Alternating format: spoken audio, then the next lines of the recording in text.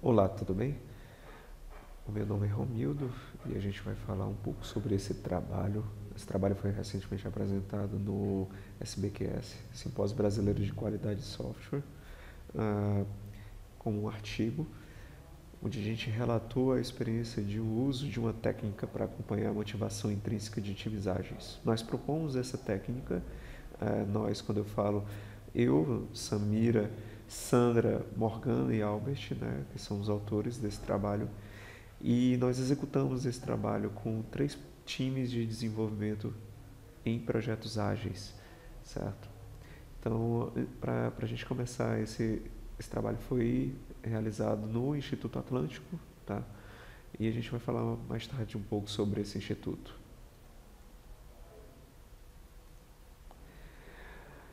Então, em primeiro lugar, nossa agenda é o que é motivação, por que monitorar a motivação, motivações do indivíduo. Maslow e Herzberg são 2 teóricos de motivação de indivíduos, e a gente vai relembrar um pouco o trabalho deles.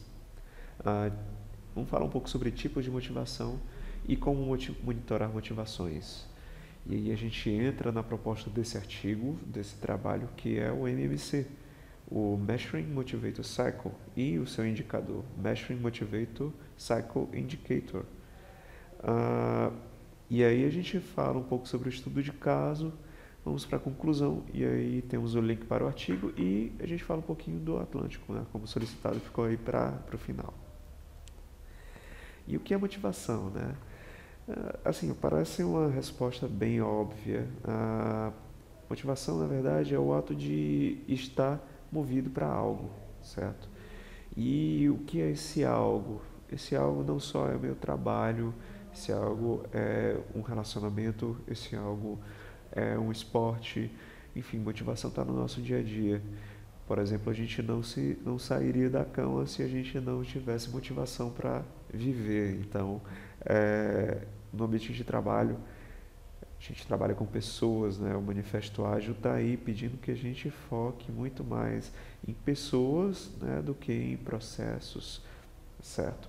Então, assim, o foco desse trabalho é sobre motivação. E aí a gente só reforça. Por que monitorar a motivação? Bom, a gente vai monitorar a motivação, né? Como eu falei, por que o Manifesto Ágil fala para a gente se preocupe com as pessoas, certo?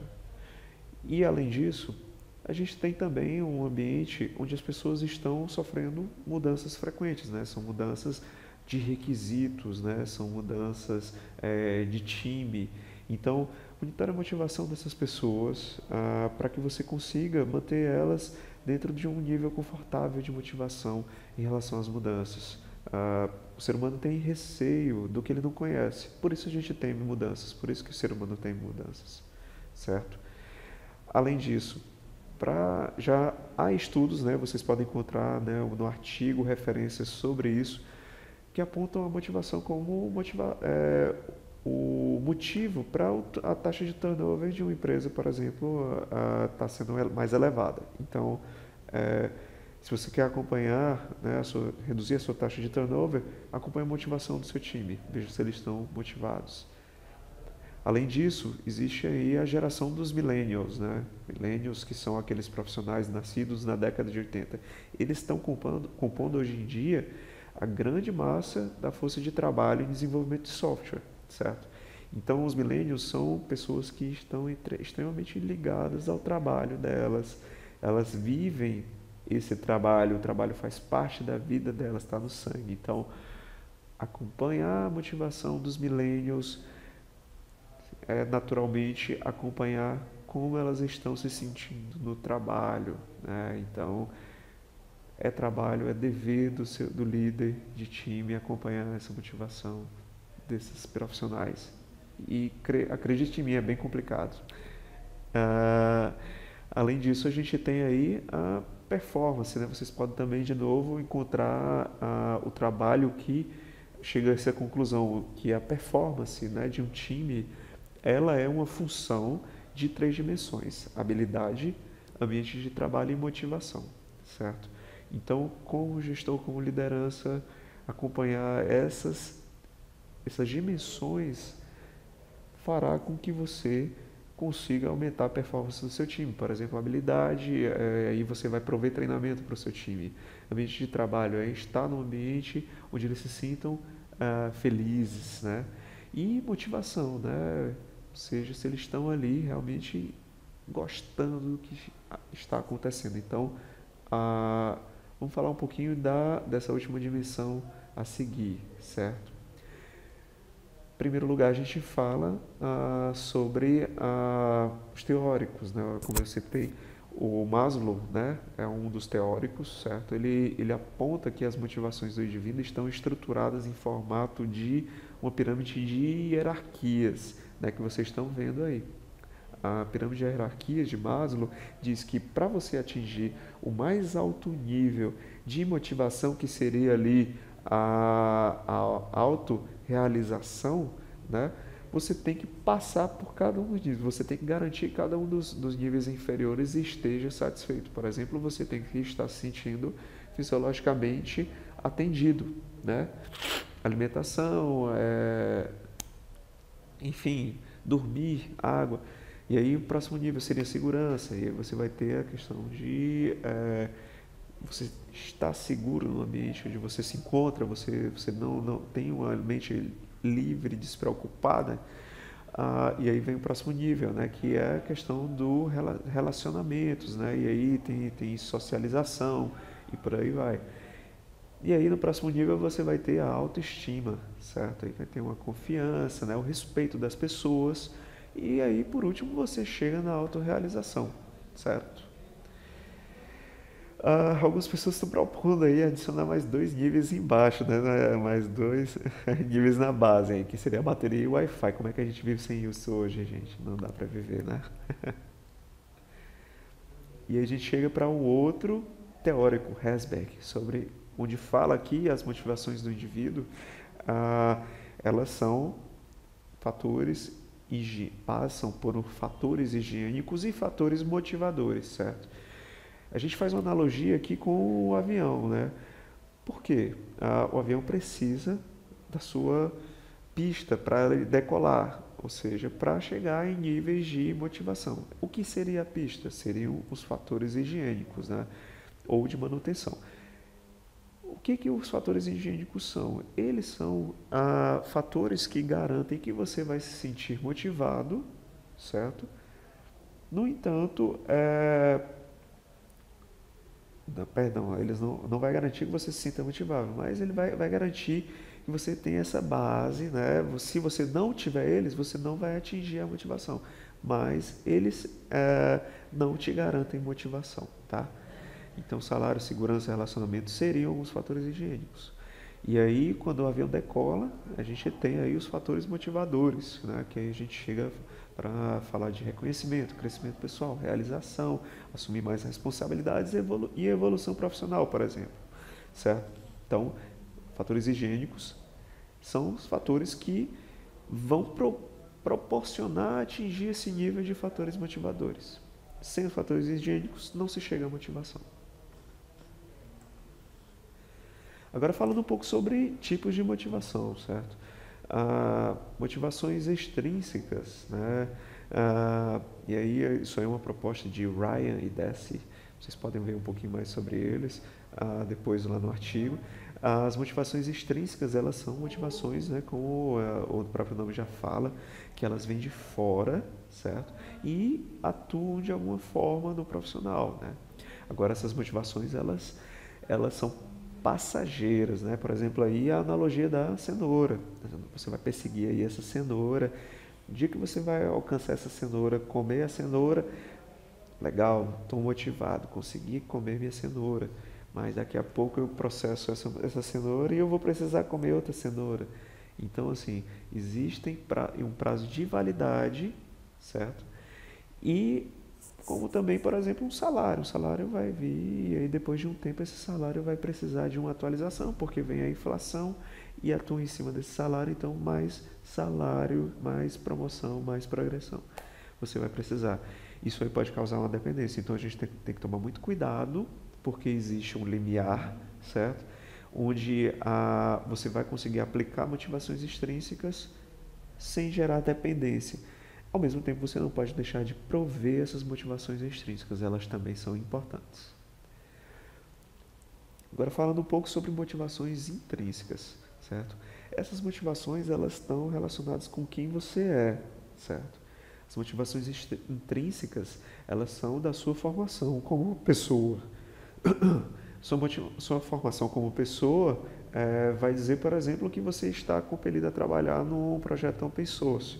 Por quê? Porque eu gosto de ajudar pessoas, porque eu gosto de aprender coisas novas, eu sou curioso, porque eu gosto de estar me desenvolvendo profissionalmente, porque eu gosto de me sentir produtivo, eu não quero ficar parado. Então, N fatores intrínsecos movem pessoas para trabalhar em projetos open source, certo? Esses fatores intrínsecos, certo? A gente vai ver mais tarde que são o alvo principal desse trabalho, tá? Mas antes disso, vamos ver aqui alguns exemplos de como monitorar motivações. Eu trouxe aí dois, já já a gente fala de um terceiro. Esse primeiro, Motivational Structure Questionnaire, é um questionário onde você pode aplicar nos seus profissionais. Os seus profissionais vão responder e dizer qual é o nível de motivação deles. De acordo com a primeira resposta, ele vai responder uma segunda questão, certo? E aí, com isso, você vai chegar a uma pontuação e essa pontuação precisa ser analisada. Já o Personal Concerns Inventory, que é um questionário simplificado do MSQ, ele vai garantir que você faça um acompanhamento remoto. Você pode, por exemplo, botar num computador e pedir para eles responderem remotamente esse questionário. É uma versão simplificada do MSQ, o PCI. Então, no final, com o resultado consolidado, você pode, por exemplo, de acordo com o rate que essas pessoas atingiram, classificar elas em motivadas ou não, certo?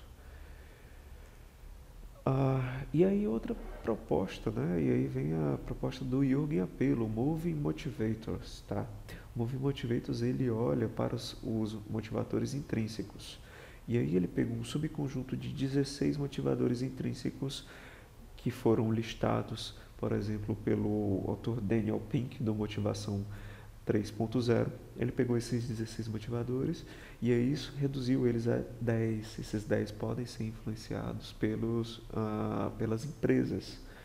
Então, a gente, só para falar um pouco sobre eles, quais são, né? Curiosidade, começando lá em cima. Ordem, a questão da organização. Honra, a questão dos valores. Liberdade, a questão de autonomia.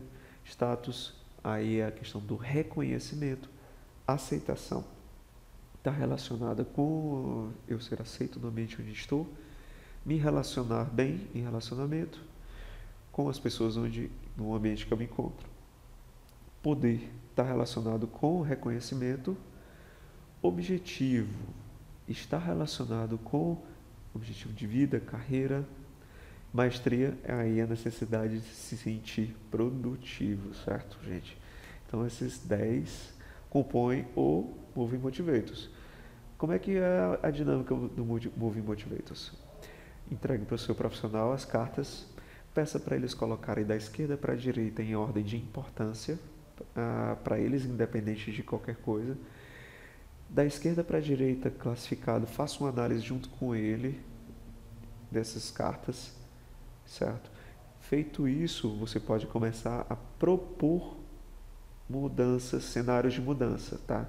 Por exemplo, se você disser, olha, se eu te levar do time X para Y, como é que fica o status das suas motivações? E aí aqui vem a questão do Moving Motivators, a questão do Moving, né? Por que Moving? Porque você vai mover essas cartas para cima se aumentar a sua motivação, para baixo se diminuir sua motivação. E, por exemplo, também, se de acordo com o cenário proposto, mudar a ordem de importância, né? Porque isso aqui é volátil, isso aqui varia de acordo com o momento que a pessoa está vivendo. Então, se você, por exemplo, propor um cenário de mudança, essa pessoa acreditar que aquilo ali vai mudar a ordem de prioridade das motivações, ela simplesmente reprioriza. Então, analise a tomada de decisão com base no resultado da sua dinâmica. Com base nisso, a gente propôs o Measuring Motivator Cycle, o MMC. Essa ferramenta ela é uma ferramenta que usa o Moving Motivators, então você vai, em primeiro lugar, pedir para o seu profissional executar o Moving Motivators, organizar em ordem de prioridade, de importância para ele, independente de qualquer coisa. E aí vem nossa contribuição, a atribuição de pesos a essas cartas. Selecione as 5 primeiras cartas, que são as 5 mais importantes da esquerda para a direita. Peça para ele aplicar pesos nelas. Que são esses pesos? Qual é o nível de motivação que o projeto está provendo para elas, certo? Em cada uma daquelas motivações. Por exemplo, se ele colocou lá mais à esquerda curiosidade, de 1 a 3. Qual é o nível de motivação que o projeto está provendo para ele em relação à curiosidade, certo? Sendo 1 o menor nível e 3 o máximo nível, tá? Feito isso, faça para os 5 primeiros motivadores, 5 primeiras cartas que ele colocou, tá? Por que a gente faz para as 5 primeiras? Porque são as mais importantes, certo?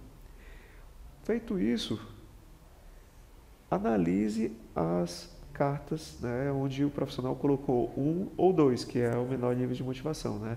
Analise essas cartas junto com eles e entre num PCA, um PDCA. Planeje junto com ele um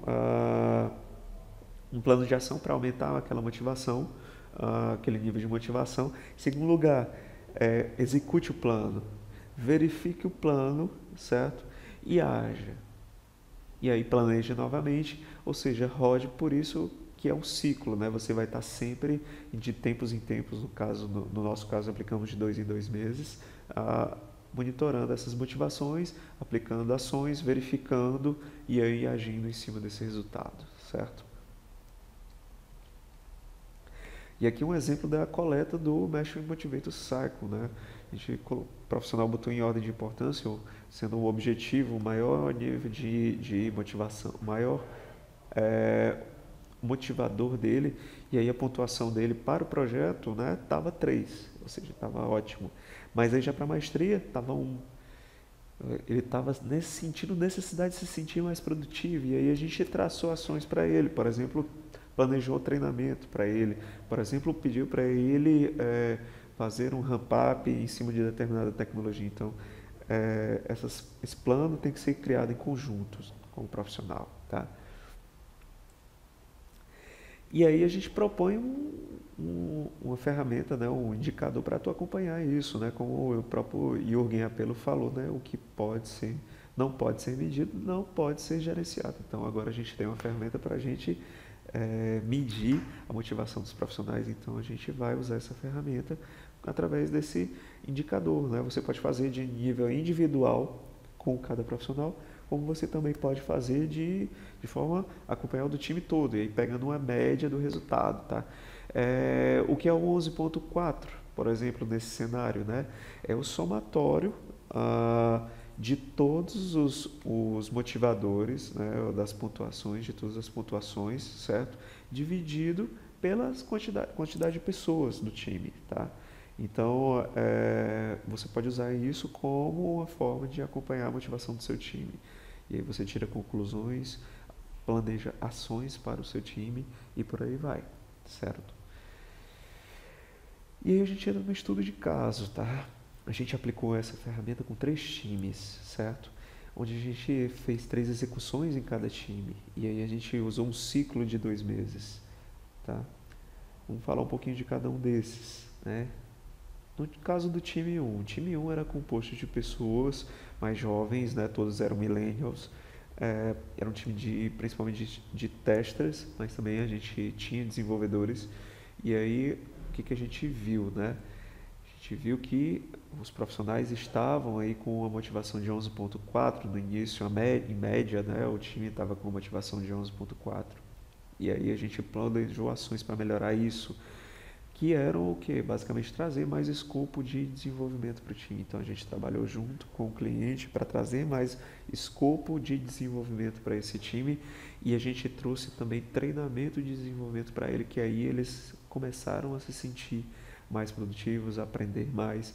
Com isso a gente conseguiu subir o nível de motivação deles para 12.75, né? Onde a pontuação máxima é 15. Em determinado ponto, quando o projeto estava próximo do final e a gente começou a reduzir de novo o escopo de desenvolvimento, a gente desceu um pouquinho para 12.5, tá? E aí você pode fazer também um acompanhamento aí da média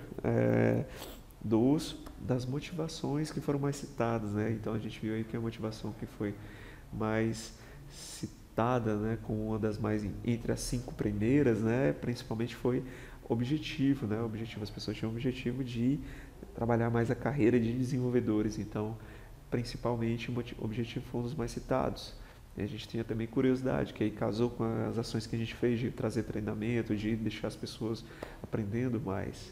E aí a gente teve também a questão da liberdade, né? Liberdade para essas pessoas, por exemplo, escolherem as tasks delas ao longo do planejamento, certo? Então tudo isso aí a gente trabalhou junto com eles. Já falando do time 2, né? A gente tem aí um time, né, de desenvolvedores, certo? Onde esse time trabalhava já com uma ferramenta consolidada no mercado, era quase como uma operação. E aí, em determinado momento, a gente viu que a curva deles baixou. Por quê? Porque eles entraram numa maré de correções, correções e correções. E aí havia um backlog de correções muito grande. E aí casa direitinho, né, com a necessidade deles ali de se sentirem mais produtivos, né, com a maestria. Eles citaram, né, a maestria foi um dos pontos mais citados, né, um dos motivadores mais citados entre os 5 primeiros. Então, essa queda na curva está relacionada justamente com a ausência de se sentir mais produtivo. Quando esse escopo começou a voltar de desenvolvimento, a gente vê que a curva aí ficou positiva, começou a subir novamente. Já no time 3, a gente trabalha aí, fala de um time agora composto de millennials e geração X, onde a gente tem aí um nível de motivação muito bom, porque era um time de pesquisa. Eles trabalhavam com tecnologia de ponta, tinham toda a liberdade para escolher frameworks, para escolher tecnologias. Então, isso aí elevou demais a motivação deles. A gente vai ver ali que um dos pontos mais citados, né, por eles foi a questão da curiosidade, né? Curiosidade, e aí isso ajuda bastante, o fato do projeto ter essa possibilidade de pesquisar. Mas a gente viu que eles citaram bastante também a honra. Inicialmente o time estava com uma pequena crise em relação ao relacionamento, e aí a honra, né, o valor das pessoas de poder dizer para as outras o que elas estão sentindo estava um pouco afetado. Então a gente veio trabalhando, a gente veio crescendo o nosso time, né, passou aí pelas fases de desenvolvimento como time, e a gente foi vendo que essa motivação essa curva aí foi subindo à medida que esse time se tornou mais time, né? E a gente chegou aí num ótimo resultado dentre os times analisados de 13,75, o melhor resultado de média de motivação de um time, tá? Dos que a gente analisou, certo? Então, assim, como conclusão, né? Como conclusão, a gente viu que a ferramenta ajuda o profissional a sensibilizar que ele é importante para o líder dele, que o líder dele se importa com ele, certo? E aí a gente viu que ele observou que a empresa está preocupada com ele. E aí a gente viu também que o Atlântico, né, de um máximo de 15, conseguiu chegar a um nível de motivação muito bom, porque já rodava ali entre 11 ponto alguma coisa até 13,75, então o nível de motivação dentro do Atlântico está bem interessante, né? A gente viu assim que também ajudou na produção deixar mais claro na produção de um plano, né, para as carreiras das pessoas, né, para que você possa acompanhar essa motivação. A ferramenta te ajuda muito, ela deixa mais palpável essa questão da acompanhamento da motivação, que algo tão distante, né? Algo que você não tem como deixar tão palpável, a não ser através da sua percepção. Então, te ajuda, né? Ajuda a defender a tua percepção de como é que está a motivação daquele profissional, ter uma ferramenta como essa, certo? E ajuda também você a conhecer seus profissionais, conhecer os membros do seu time, saber como lidar com eles, certo?